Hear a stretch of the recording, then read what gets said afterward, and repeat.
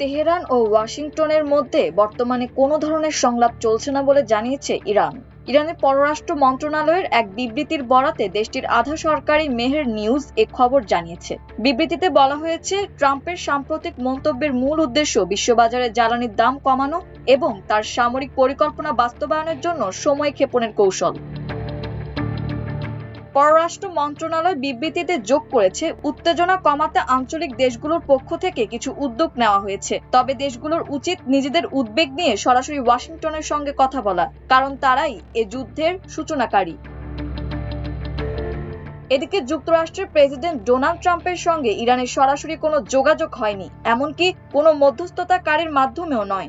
ইরানের নাম প্রকাশে অনিচ্ছুক একটি সূত্রের বরাতে দেশটির সংবাদ সংস্থা ফার্স নিউজও এই খবর জানিয়েছে। সূত্রটি দাবি করেছে, ইরান তাদের পক্ষ থেকে বিদ্যুৎ কেন্দ্রে পাল্টা হামলার হুঁশিয়ারি দেওয়ার পর ট্রাম্প পিছু হটেছেন। প্রতিবেদনে আরো বলা হয়েছে, ট্রাম্প ইরানের সঙ্গে আলোচনা চলছে বলে দাবি করলেও সূত্রটি এই ধরনের কোনো যোগাযোগের কথা সম্পূর্ণ অস্বীকার করেছে। আল জাজিরা এই দাবির সত্যতা স্বাধীনভাবে যাচাই করতে পারেনি। অন্যদিকে এ বিষয়ে মার্কিন কর্মকর্তাদের পক্ষ থেকেও তাৎক্ষণিক কোনো মন্তব্য পাওয়া যায়নি।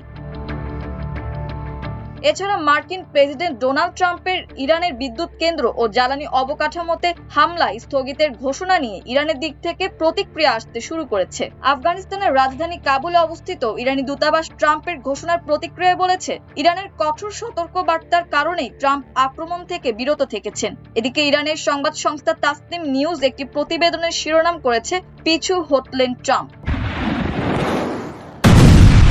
মাল্টিমিডিয়া ডেস্ক, আমার দেশ।